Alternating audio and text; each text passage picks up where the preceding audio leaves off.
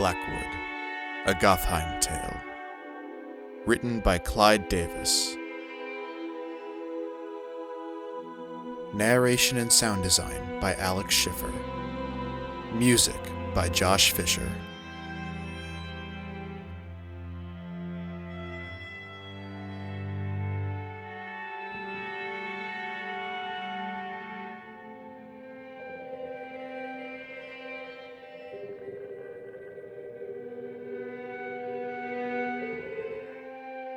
Episode 4, The Visitation. By the time the agents of the Citadel had concluded their council, the Candle and Cask's common room was deserted.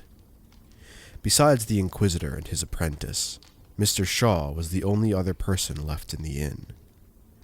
The macabre room was now overly populated with deep shadows, the glass-like eyes of taxidermy animal heads staring at the three men from their perches along the walls. A silent audience to the dark business at hand. The fire in the hearth would burn long into the early morning still, and the gold glow from the flames leapt back and forth like the tongues of a mouth to hell. Blackwood walked to the bar. Fee followed in his master's stride, carrying the Inquisitor's letter bag and wide-brimmed hat. The Inquisitor placed his hand on the countertop once again, and looked at Mr. Shaw with eyes that had seen things blacker than what the darkest imagination could conjure. Beneath the weight of Blackwood's stare, the innkeeper seemed fragile. "I would like to see your daughter, Mr. Shaw." His tone of voice was flat and matter-of-fact. Blackwood could see the conflict of a father behind Mr. Shaw's eyes. Beads of sweat appeared below the man's hairline. If only for a moment, the Inquisitor allowed the thoughts of a father to weigh the options set before him. "Mary is sleeping," the innkeeper replied, hoarsely. On the countertop, the Inquisitor's flat hands crossed into fists. "And so she has been for days now," Blackwood said. His voice remained steady, but even in the poor light of the room, the apprentice at his side noticed the wolfish glint in the Inquisitor's eyes. Mr. Shaw remained still where he stood, facing the hard glare of the Inquisitor. A bird against a wolf. Fee could appreciate the man's courage, but there was no standing against an Inquisitor, and Blackwood was like no other. Blackwood released a deep breath of air through slightly opened lips. "Do not let the instincts of fatherhood come between the Citadel and the fate of your daughter. To stand against me is to welcome death. I will see your daughter this evening, Mr. Shaw. Do you deny me?" A sharpness in his voice as he asked the question. Mr. Shaw's panic-stricken eyes first glanced at Fee, hoping to find some salvation there. But when he saw nothing but cold temperament in the man's face, he looked back at the Inquisitor. The strain in his brow gave way to resignation, and his shoulders slumped forward as if heavy stone had been removed from his neck. "Very well," he muttered. He threw the cleaning cloth, which seemed to be a permanent fixture in his hands, onto the bar counter and made his way toward the staircase. "Follow me, Master Blackwood," he managed with a forced politeness. The Inquisitor and apprentice followed Mr. Shaw up the stairs and onto the landing. Blackwood recognized it from Fee's tale, and looked beyond the innkeeper towards the end of the hallway. There, set in darkness, stood a single door. A glow escaped from its frame, drawing a square of faint light in the dark passage. The girl's room. He imagined the girl standing in the dark, bare as the day she was born, as his apprentice had described. Her eyes glazed over with an otherworldly sight. In his mind, Blackwood traced her steps down the passageway, past where they stood now, and down the stairs. He followed Mr. Shaw down the passageway towards the lone door. The floor was cushioned, with a thick carpet, and the footfalls of three men were soft and barely audible, but they stepped as though there was broken glass beneath their feet. Mr. Shaw walked slowly, as if trying not to wake his daughter. In the silence beyond his shoulder, Blackwood could hear Fee's breathing grow unsettled. The Inquisitor kept his eyes fixed on the door as they approached. On either side, rooms stood closed and no light crept from beneath their doors. They could have been the only people awake in Westgrave. This was not a surprise to Blackwood, taking into account the late hour. Mr. Shaw paused before the door to Mary's room. Here the air was stale and thick. The innkeeper placed his hand on the doorknob and looked over his shoulder, catching Blackwood's eyes. The father's eyes were wide with fear. "Mary lies inside," he whispered. Blackwood nodded to him to open the door. Slowly, Mr. Shaw turned the doorknob and eased the door inward. The sickly light, pale and green in the awkwardly fitting doorframe, brightened into a warm glow. The thick air became oppressive, the hint of something foul meeting them at the threshold of the passageway. Mr. Shaw stepped into the bedroom, and the other two followed. It took a moment for Blackwood's eyes to adjust to the brightness of the room. Countless candles stood about the room like distant cities built upon mounds of melted wax. The army of little flames cast a dancing light about the room. A small fire burned in the fireplace at the far end of the room. Once, this room would have been the inn's fanciest room, reserved for a wealthy merchant or a weary traveler willing to spend a little more coin for some extra comfort. Now it was the living mausoleum of the Shaw girl. She lay still and asleep upon a bed against the furthest wall. The air was sickly hot. The cumulative heat of the candles and fire made it almost unbearable, and underneath the sweaty air, Blackwood smelled the faint odor of death which seemed to move about in the room. He walked toward the bed, and as he did, the foulness in the air receded before him. He unbuttoned his coat completely and slipped it off, holding it out for Fee. The apprentice stepped forward and relieved Blackwood of the garment. Blackwood could already feel the sweat gather beneath his arms and in the small of his back. It wouldn't take long until his shirt was soaked through. He was tempted to unbutton his black waistcoat, and he would have, if not for the concealed mesh armor sewn into its lining. Standing over the bed, the Inquisitor examined Mary Shaw. A film of perspiration covered the girl's skin, and the thin night-grown covering her body clung tightly to her, revealing her developing body. Her hair was combed neatly into a side parting. Blackwood glanced around the room from where he stood. Candles burnt gently on the windowsill. In the corner behind the door stood a chair, still holding the shape of someone's buttocks in the cushion. "Who's been watching the girl?" Blackwood asked in a hushed voice. Still standing by the door, Mr. Shaw cleared his voice and answered. "My wife, Master Inquisitor. She only leaves the child to gain a few hours of sleep." Blackwood looked at Fee.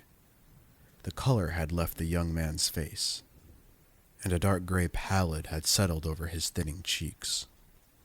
"Even on the night she left her bed and walked to the woods?" he queried. Mr. Shaw looked nervously at Fee. "Nay, not on that night. There was nothing odd to say she was anything but sick," the father asserted. Blackwood turned his attention back to Mary. For just a moment, he nearly missed it. The air around the girl was fetid, like a damp grave. Yet, as quickly as he caught it, the smell dissipated. There was something strange in the air. He could feel it pushing on his mind. He examined the mattress surrounding the girl, and noticed round stones beneath the blankets. The Inquisitor slipped a hand beneath the sheets and placed a hand on one of them. Warming stones. He looked at the candles and the fire once again. By now the sweat was trickling down his back. His shirt clung to his waistcoat. Something pulled at the back of his right ear. It was the feeling you get when someone lurked behind you and peered over your shoulder. He tried to push the feeling away, and as if in response, a breath of foul air blew over his shoulder and into his face. Blackwood turned quickly, only to see Fee and Mr. Shaw watching him intently from the doorway. Something is wrong with the air here. He was sure of it. The candles along the shelf above the fireplace fluttered slightly, despite there being no draft. Fee caught the unnatural movement in the air too. The Inquisitor was relieved to see his apprentice still in command of his wits. He turned back to the bed and felt another stone. It too was warm. To keep her warm, Mr. Shaw called out from the doorway. No matter what we try, we can't get our Mary warm. Blackwood did not turn to face the innkeeper. He was examining the girl even closer. Her chest rose and fell with the slight rhythm of deep sleep. Her eyes rolled violently behind her closed lids, moving one way and the other. Dreams, nightmares. Blackwood thought of another possibility. Visions. He placed his hand on the girl's bare forearm. From the doorway, Blackwood heard Mr. Shaw take a step forward.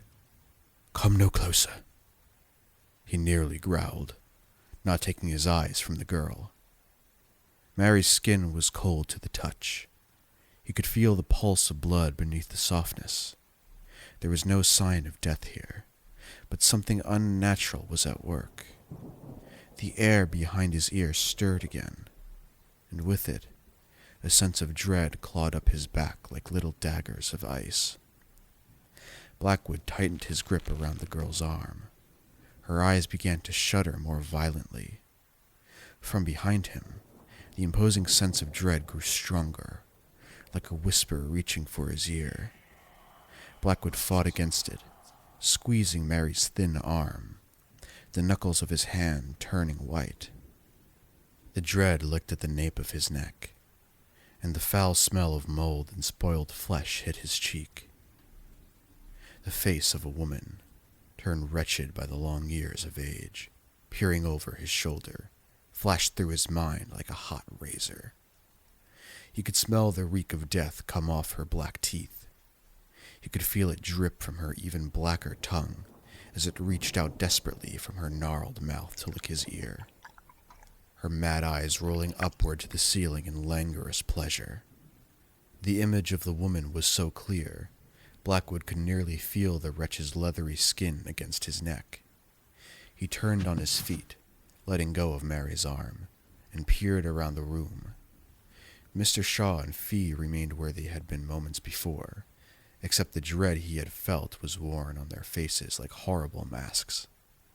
The Inquisitor followed their eyes and saw a shadow move across the room, following the line of candle mounds against the far wall.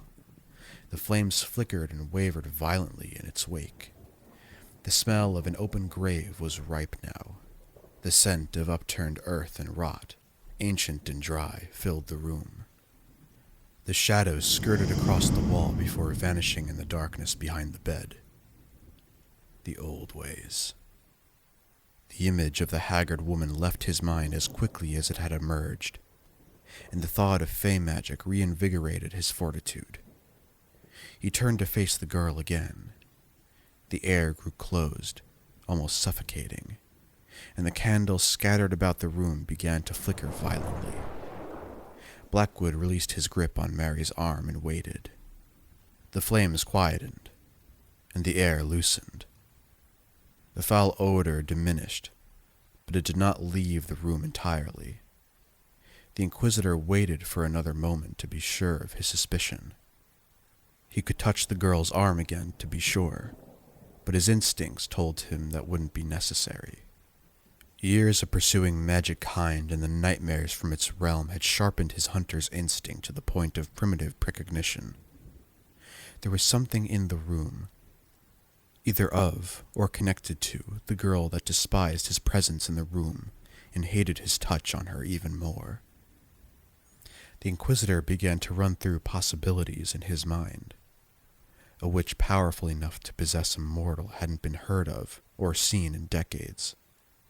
That was the true magic of the old ways, powers of the ancient ones, and they were long gone, dead before the end of the war.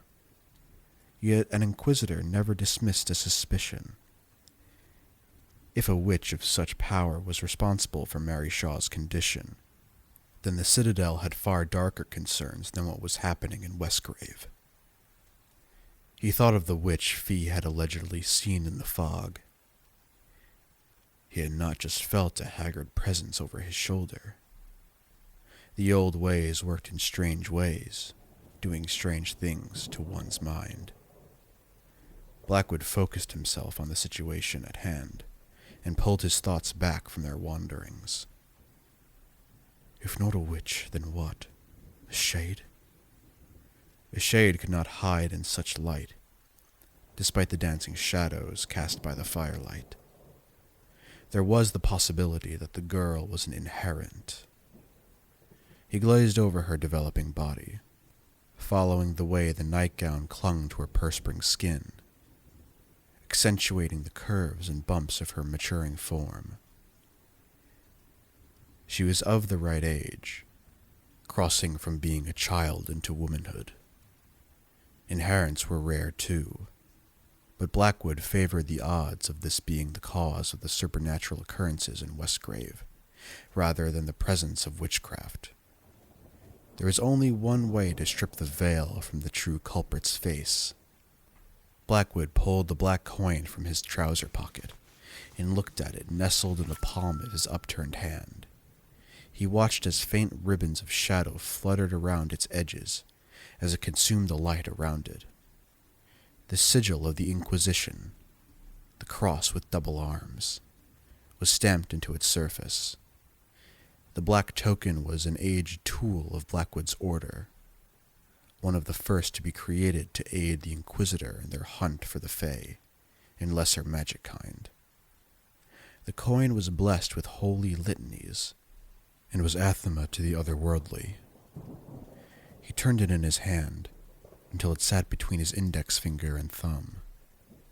Slowly, whilst maintaining his awareness of the room, Blackwood reached out and held the black coin over the chest of the girl.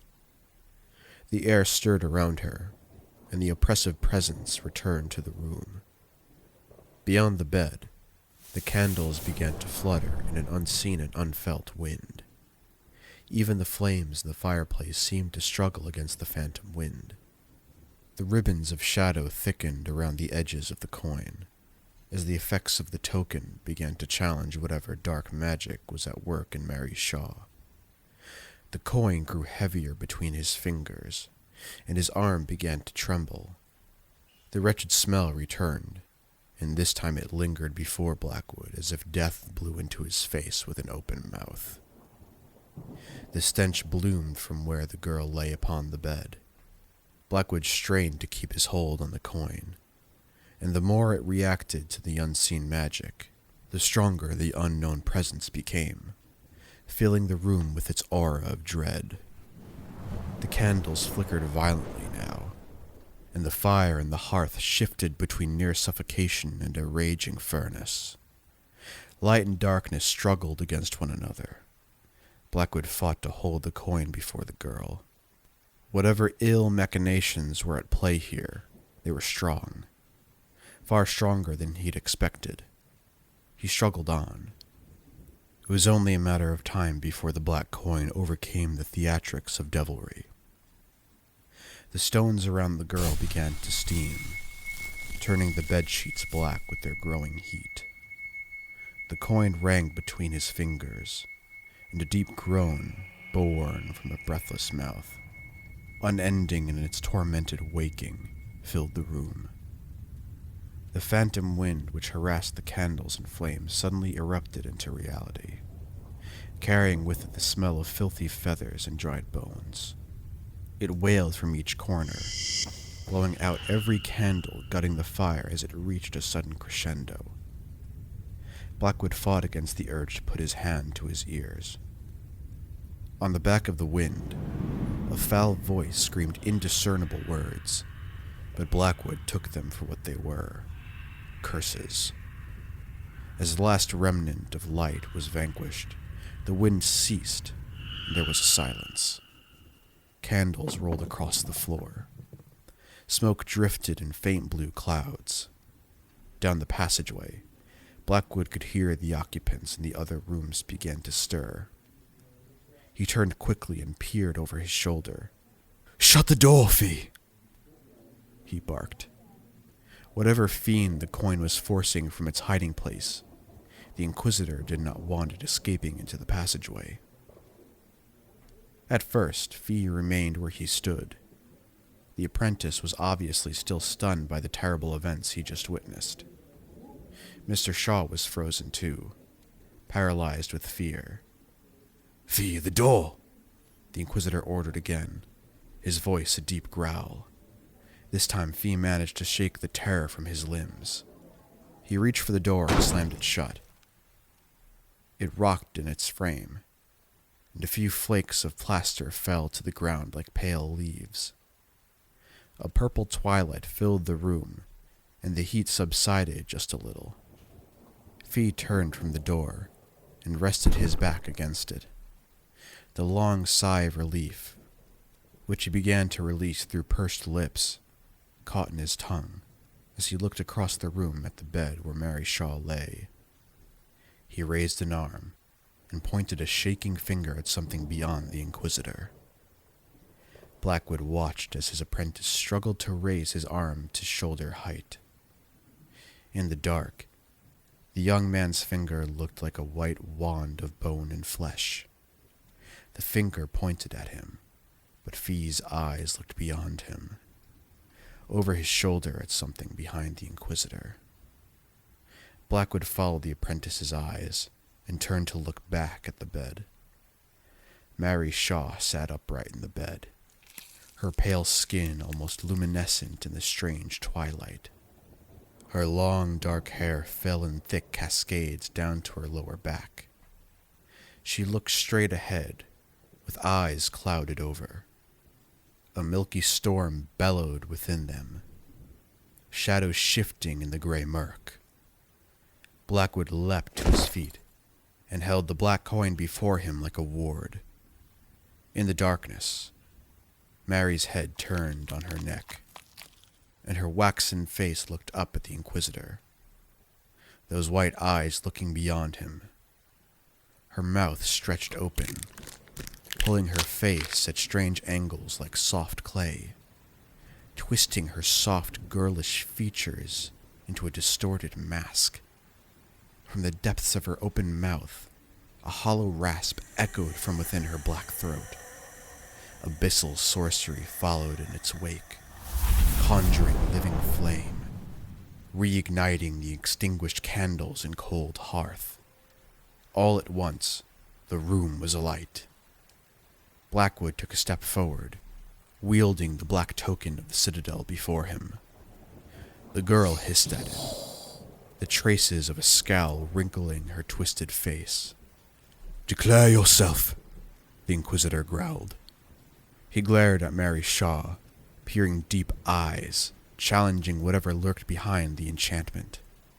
Mary Shaw, or the girl that once was her, released a tired laugh from her gaping mouth, scoffing at the Inquisitor's order. She placed her hands in her lap and looked about the room, her twisted face creaking under the strain of her stretched open mouth. The cuts that had begun to heal at the corners of her lips reopened, and fresh lines of blood began to trickle down her chin. "Stop it, I beg you!" Mr. Shaw yelled from his place of paralysis. Blackwood disregarded his pleas, not knowing if the man's cry was from him or his daughter. He took another step forward. The weight of the coin in his hand was tremendous, now as the magic in Mary began to waken. He had experienced such strong reactions between the black coin and the old ways before, but it never fully prepared him for the strain it put upon him. The power of the coin was only as strong as his mind, as resolute as his will, and he focused his thoughts on it. The force contained within the coin acted like a lodestone to magic and the creatures which possess it, drawing them from hiding like poison from a wound. Whatever was at work here was reacting strongly to the coin's magnetism. He needed to maintain the connection. If the conduit between the coin and the old ways were to snap, there would be no telling how things may unravel. At the moment, the token was drawing the magic out of the shadows, but holding it at bay too, like a cage around a wild animal. A sudden break in that bind could send the essence of magic beyond the reach of his power, or worse, unleash it upon the room in a fury. The latter would spell doom for everyone, perhaps even Mary. Sweat trickled down the Inquisitor's temples. He maintained his focus on the coin between his fingers and the distorted face of Mary Shaw. "Reveal yourself," he ordered again, his voice straining beneath the effort to maintain the influence of the coin. Whatever it was, Blackwood could feel its powerful will press against his, as if his voice was some distant nuisance. Mary Shaw turned her face, her glazed eyes taking in the room and settling on the Inquisitor. A voice as dry as winter leaves shambled out of her black mouth. "Declare yourself murderer of children," it sneered. A creaking laugh followed the words like a hollow wind. Blackwood grimaced. "I am Blackwood, Inquisitor of the Citadel," he declared, "and by the power of this sigil, I command you to speak your name." The black coin pulled at him, nearly sending him off balance, but he resisted its weight. "We don't declare ourselves the child murderers," the death-like voice exclaimed. A fresh smell of rot came off the back of its retort. "Speak!" the Inquisitor barked. For a moment the girl-like qualities returned to Mary's face, and the murky cataracts over her eyes revealed the blue beneath. "I am Mary Shaw," the girl's voice protested, innocent and sweet compared to the rasping one that had preceded it. From the back of the room her father took a step forward. "Mary!" he cried, emotion cracking through a single word. "Stay where you are," Blackwood commanded, not daring to take his eyes off the girl. Mary's eyes milked over again, and the gentleness disappeared from her face. The dry laugh cackled from the back of her throat once more. "And you stay where you are, Inquisitor of the Citadel," the voice teased, almost taking on the sound of Blackwood's voice as it reveled in the word citadel. The candles began to flicker again, and from behind the head of the bed, a dark shadow began to grow, consuming the wall and reaching out like an impenetrable vapor. It gathered mass and came to a halt just behind Mary's upright back. Blackwood reached behind his own back and gripped the smooth wooden handle holstered in his belt. In an instant, Mary's neck cracked violently as she turned to address the Inquisitor's movement. "Do you recall the murder of children?" she hissed. The room wavered for a moment before Blackwood. Ripples ran along the walls, as if a pebble had been dropped into a pond. The shadow behind Mary turned and shifted, and everything began to fall away. The candles grew dimmer. The heat from the fireplace dwindled, and beneath him, the floor vanished as the room began to shrink beneath the growing mass of the shadow. until there was only darkness. It engulfed everything. All around him, the abyss stretched. There were no horizons or ceiling above him. There was no sign of the room. Fee and Mr. Shaw were gone. Even Mary had vanished. Blackwood looked down at his feet and saw nothing but darkness stretched beneath him. He was an island of existence in an ocean of nothingness. He took a step forward and felt that his boot found footing on the ground beneath him, but no sound came from the footfall. He looked for the black coin in his hand, and it was gone. Almost out of instinct, he reached for the wooden handle holstered at the back of his belt, and again he found nothing. Whatever this was, some kind of spell or enchantment, he had been stripped of his inquisitorial tools. A powerful magic had to be at work, to not only disarm him, but to displace him in some otherworldly realm. He could feel the weight of dread sink into the bottom of his stomach. In the stillness of the nothing, Blackwood could feel something approach from the rear. It traveled from a distance, but he could still sense it coming. He thought he could hear it, a faint murmur, like a muffled cry. He turned to face it and heard nothing. He looked into the distance of the never-ending blackness and saw nothing. From over his shoulder, he could hear it approach again. Impossible. Approaching from the direction he had just been facing. Blackwood could hear the murmur grow louder as it continued to approach. He turned again, and as before it ceased to come from the direction he faced, but instead crept from behind him. The Inquisitor listened. Cold sweat gathered in the small of his back. He didn't know the dead to sweat. That was at least a small relief in this strange place. The murmur grew louder, echoing from the distance of the darkness like rolling thunder, gaining speed, getting closer, until it took form and filled the nothing with the rasping laughter of the unknown voice. It came from every direction, mocking him as it cackled through the dark, and then fell silent again. Blackwood turned, squinting into the darkness that surrounded him. There was something, or someone, here with him. He could feel it. The hunter's instinct was beginning to take control, and he relied more on that now than on his senses. Whatever it was, it moved with extraordinary speed, shifting from one flank to another. He almost thought he could hear the sound of rough material, like clothing, rustle in the darkness.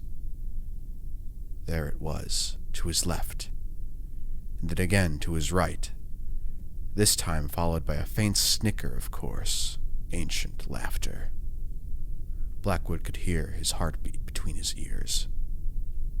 From somewhere up ahead, the laughter cracked through the silence like a shrill whip, charging toward him with speed. In his mind's eye, Blackwood could see a horribly withered hag charge out of the darkness, her eyes mad with black magic, and a wicked tongue dangling out of her mouth. All of this he saw in his mind, but with his eyes, there was only the impenetrable darkness. She was close, racing forward in a tattered dress, spoiled with blood and filth. Still there was only darkness before him. At any moment, she would break through the shadows and be upon him, and he would be defenseless against whatever would follow. The dread filled his drying mouth with a sour taste. Any moment now, he braced himself. The darkness before him remained still, unchanged, and then, Against his ear, a croaking voice whispered with a foul breath, "Don't you remember?" Blackwood shuddered at the voice in his ear, as cold fear ran down his back, and darkness engulfed everything. The darkness receded, giving way to a firestorm that colored the night sky red. A great sea of fire and smoke engulfed the distant town, turning the horizon into an apocalyptic scene of destruction. Whirlwinds of fire, carried by gusts of wind, moved from east to west, spreading the inferno to untouched corridors of buildings. Overhead, clouds of smoke and ash converged into massive towers that defied the sanctity of the heavens. Air boiled, and the screams of several hundred souls could be heard wailing beneath the raging fires. The cobbled streets cracked and melted beneath the heat of the furnace, the stone bubbling and splitting like wood. By dawn, the town would be reduced to a hellish wasteland of smoldering debris and devastation. Blackwood watched the scene unfold from a hilltop not far from where the first buildings of the town once stood. Even from such a distance, he had to raise his hand against the heat. The voice whispered in his ear again. Do you remember? There was no laughter now. Just an overpowering sense of pain and desperation in the words. Blackwood looked around with eyes that were not his own. He raised hands that were not his own, and looked at the gauntlets that covered them. The body he possessed was enclosed in a highly decorated suit of armor. Fine and intricate lines of filigree ran across the breastplate, and in the bright orange light cast by the distant inferno, he could make out the images of horrible angels depicted in the metalwork. This was not his body. This was not his memory. Despite these truths, he still felt a distant familiarity to it all, as if he were a fragment of the memory itself, in some way part of the recollection, but not entirely present. He recognized the armor adorning the body he possessed. It was the armor of the Emperor's honor guard, the Baldurim. How was that even possible? The Baldurim were of another age, legendary warriors of the First War of Religion, the founding fathers of the Inquisition. The Inquisitor turned his back to the burning town in the distance. Standing in the strange, fiery twilight was a group of men, other Baldurim, their armor sparkling in the glow of the firestorm, spreading across the horizon. None of them looked at him. Blackwood couldn't be sure if he was entirely here, there, or in whatever time and space he found himself. The dark figures ahead stood in a closed cluster, their attention drawn to something at the center of the hilltop.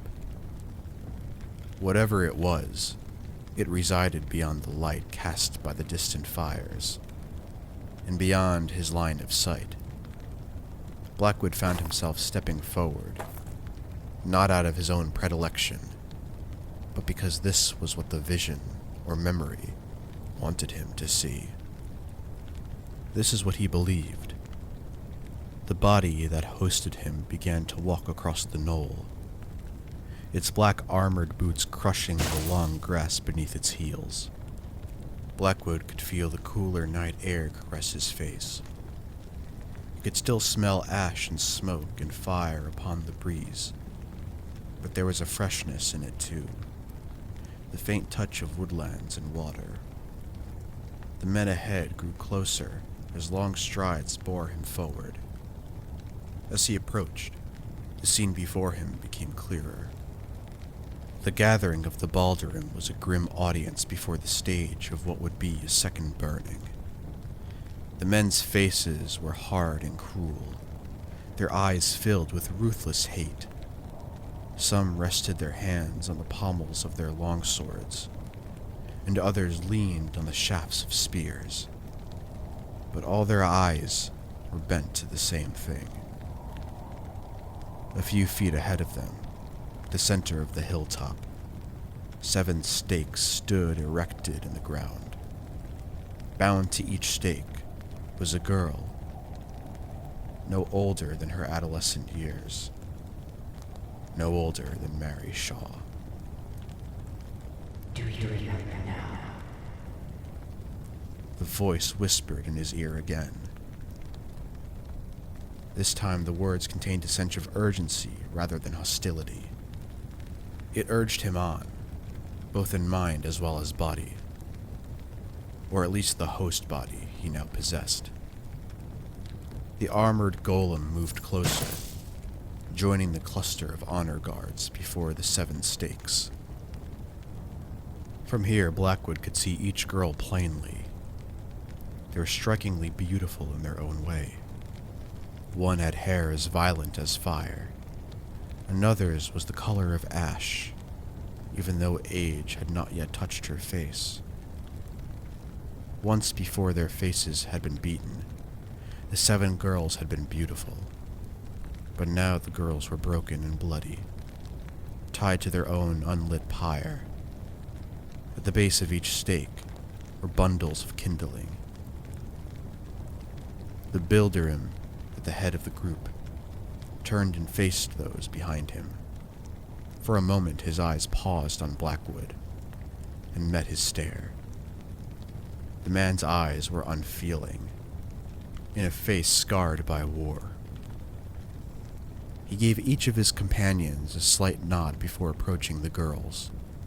The others returned the gesture and followed. It was only then that Blackwood noticed each man also carried a jar. Even he carried a jar. His host body stepped forward and made for one of the girls to the left of the hilltop. The voice questioned him again. Do you remember? Blackwood answered in his mind. This is not my memory. I do not know this. His host body stopped before the stake, and Blackwood looked through a stranger's eyes at the girl bound before him. Her legs were cut and bruised, the dress she wore torn and marred with blood and filth. Molted dirt and twigs mangled her hair, and blood still flowed from the wounds on her face. Welts and bruises still swelled across her cheeks and brow. Yet, despite her condition, the girl's eyes were clear and aware. There was no fear in her eyes, just an untamable wilderness that looked down at Blackwood with contempt. The host body lifted the jar and began to pour its contents over the kindling. And when it seemed empty, the golem cast the last dregs of the girl's feet. Oil. Again the voice whispered in his ear, this time almost pleading for him to remember. I do not know this memory, the Inquisitor answered. Although he spoke true of this memory, that was not his own, let alone of his own age. This was a bygone memory, a recollection from another life that was now being imposed upon his mind. And yet, despite its archaic origin, Blackwood knew what he was witnessing. Baldurim, a town struck by ruin and girls beaten and tied to the stake. This was a purge, probably just one of the 1,000 carried out during the wars of religion. For the Emperor's sake, how many purges had he been a part of? The host body withdrew from the stake and rejoined the other Baldurim. The one who seemed to be the leader of the group gathered a torch from one of the others and began to walk from stake to stake, pausing only long enough to dip the head of the torch into the kindling and let the oil catch alight. 1, 2, 3. Blackwood counted as each pyre caught alight, the flames starting slowly in the dry kindling, gathering their appetite, until the oil burst into fire. By the time the 7th pyre was lit, The first few were fully ablaze, the girls bound to them, completely engulfed in hungry flames. Screams wailed over the roar of the fires, and sickly black smoke began to pollute the fresh hilltop air with the smell of charred flesh and burnt hair.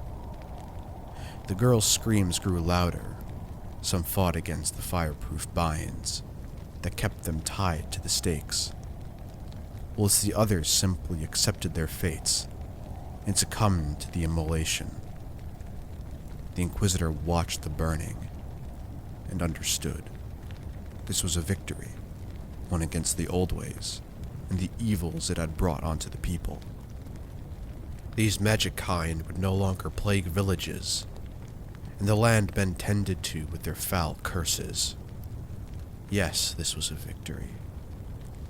The voice came from inside his head this time, wailing louder than all the girls given to the fire. Don't you remember, killer of children?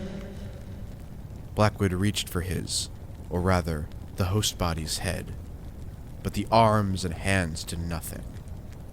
The voice echoed in his mind, shrieking in pain and grief, and beneath that, a harsh anger began to arise. An ancient anger. Blackwood could feel it. Beyond the stakes, on the edge of the glow from the burning pyres, Blackwood caught the glimpse of a woman. She was hard to see through the darkness of the dancing flames and thickening smoke, but he could make out her shape on the far end of the hilltop. She stood still, and although her face was hidden in shadow, Blackwood could feel her eyes upon him, her glare boring into him, looking beyond the shell of the host body, and into the depths of his soul. The anger and hatred in her stare tainted his soul. Killer of children, she hissed, the dry scraping of her ancient voice cutting through his mind. Killer of children. She repeated. There was nothing Blackwood could do to keep her voice out of his mind. Whatever memory or enchantment this was, he had no power within it. Killer of children. Her words echoed in his mind. Killer of... Fee stood helpless as he watched the shadow grow from the head of the bed, stretching along the walls as it gathered mass. It paused just behind Mary, heaving and twisting on itself. The girl had turned all attention onto Blackwood, and from where Fee stood, the Inquisitor seemed to be battling against the will of some unseen force. His one hand remained stretched out before him, the black coin of the Citadel gripped between his fingers. Fee could see the Inquisitor's grip struggle to hold on the coin, as if it weighed more than he could bear. Blackwood's other hand reached behind him and held the polished wooden handle of the shar holstered on the back of his belt. Whatever was happening in the room, the Inquisitor felt it necessary to reach for that horrible weapon. The thought sent a new wave of fear through Fee. Behind him, Mr. Shaw had gone silent, petrified with terror. All about the room the candles flickered violently, and the fire in the hearth raged with an unnatural rhythm, the flames stuttering in and out of existence. He hadn't gone through the rites to become an Inquisitor yet, but he could feel the presence of the old ways gather in the room. He could feel its oiliness on his skin. He could hear its voice within his mind, turning his thoughts against him. It would only be a matter of time before its touch sent his mind down a maddening gyre. This is what they had been taught at the Citadel, and now he was feeling the effects of the ancient magic firsthand. He gathered his thoughts and reinforced his willpower, concentrating on his identity. The best defense against the old ways was to hold on to yourself. It wouldn't stop the poisoning of the mind, but it would hold its crippling effect at bay for a little longer. Fee held on to this. He focused on his willpower and began to push the magic out of his mind. Across the room, Fee could see Mary's white eyes burrow into the Inquisitor, and from her stretched mouth, the ancient Fey tongue came shambling out in a languorous drawl. He had no understanding of it, but he could feel its strength and power, and knew it to be a spell. Blackwood appeared frozen where he stood, his one hand still resting on the handle of the sharer, and the other still grasping onto the coin beneath his fingers. The Inquisitor had not moved in some long minutes, Fee realized. There was no knowing what enchantment the girl had cast upon him, but if Mary was to lunge for his master, or worse, if the writhing shadow stretched from the bed decided to pounce, Blackwood would be defenseless. Fee took a step forward, breaking the shackles of fear around his ankles. He took another step. If he could reach the Inquisitor and grab the Shar, perhaps they stand a chance. The Shar was bound to Blackwood, and he had no idea what would happen if he were to take hold of it. But he hoped the hollowed weapon would recognize his need to use it. If it allowed him to handle it, and not strike him or punish him with death, he would cut the girl down. At that moment, as the thought of murdering Mary Shaw crossed his mind, the shifting darkness beneath the girl slowed its movements. Mary maintained her unyielding stare upon the Inquisitor, but from the shadow behind her, filthy fingers, wrinkled and stained, black emerged. 10 gnarled fingers crept out of the darkness, 5 coming to rest on Mary's youthful shoulders. Ragged nails cut through the fine nightgown and dug into the girl's skin, drawing delicate drops of blood through the thin material. Fee paused at the sight, and a hot flash of panic ran through him. The strength of the old ways whipped at his mind, and for a moment, his courage faltered. He took another step forward, concentrating what will remained in his heart on the Shar hanging from his master's belt. The shadow stirred and then paused again. From behind Mary's head, emerging from the shadow, was a horrible face. The same haggard face he had seen in the fog. As it emerged, it looked at him with malicious eyes, dark orbs that shone with a gleeful hatred. The lower half of the wrinkled face was twisted with a sickening smile of black teeth. The hag licked at her leathery lips with a fat, dark tongue as she stared at him with sordid glee. Fee couldn't be sure if it was with hunger or pleasure that those horrible eyes looked at him, but he knew his death lay at the end of either desire. He stopped mid-step, and the hag's smile widened further, revealing gums colored by decay, her wicked fingers tightening around Mary's shoulders, and the thick tongue slipped back into the wretched mouth. She stared at Fee and laughed with evil delight. She whispered, and then laughed again, this time the black tongue falling out of her mouth and rolling over her lips. Fear gripped Fee, and he could do nothing before the hag. She stared at him with insidious delight, and he could feel himself become aroused, despite feeling nothing but repulsion.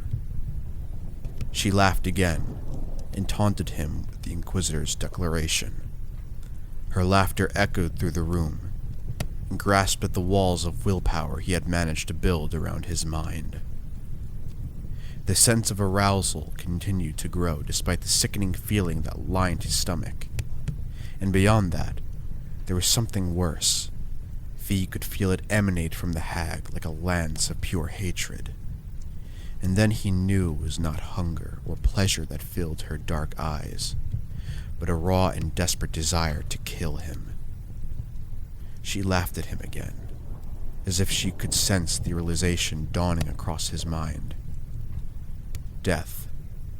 This was what that face wished for him.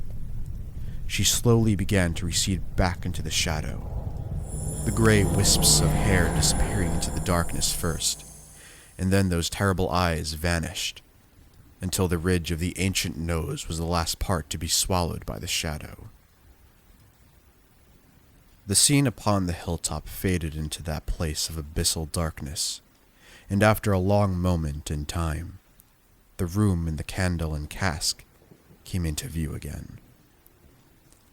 At first, the walls were distant, barely visible, and there was no floor beneath Blackwood's feet. But with each breath, the walls got closer, and the room more tangible. The light from the candles began to chase the darkness away, and the nothingness which ruled that place gave way to Mary Shaw's bedroom. Mary Shaw appeared before Blackwood like a specter from a dream. She emerged out of the darkness, her white eyes still gazing at him. His eyes caught the slightest movement below Mary's face, and saw the tips of hideous figures disappear into the swirling shadow behind the girl. The shadow pulled away, shrinking back into the corner of the room, before finally disappearing behind the bed. The unnatural stuttering of the fire in the hearth steadied, and the imposing presence which had pervaded the room disappeared. Mary Shaw fell back onto the bed, her eyes rolling shut as her head hit the pillow. Fine trickles of blood marred her chin, and from what he could see, they appeared to be 10 blood spots lined across her shoulders, the nightgown slightly torn in each of those places.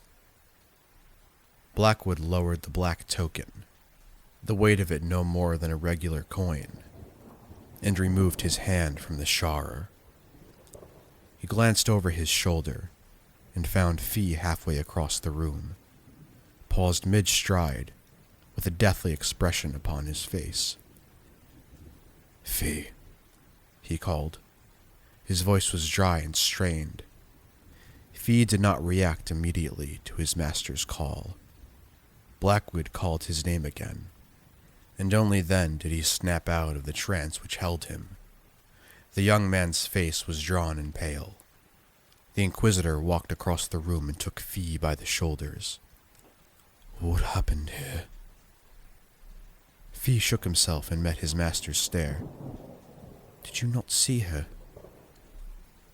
Blackwood looked back at the girl lying on the bed and knew it was not Mary Shaw that his apprentice was referring to. "A witch. She was here," Blackwood whispered to himself.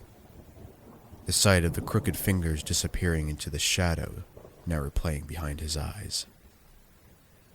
"She was barely 3 feet from you," Fee exclaimed.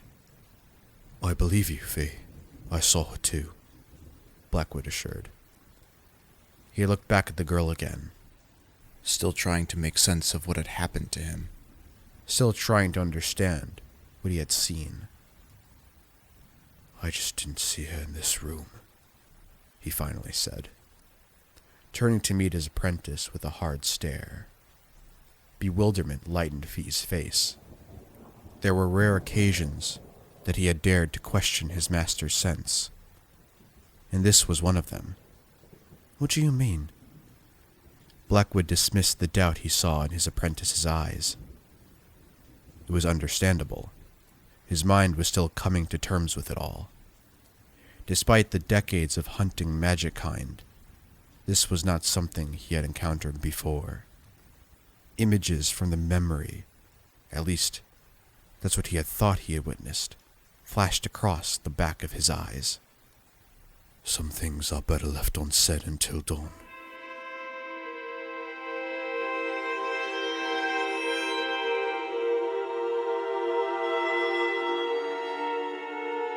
This has been Blackwood, a Gotheim Tale, adapted for audio from the works of Clyde Davis.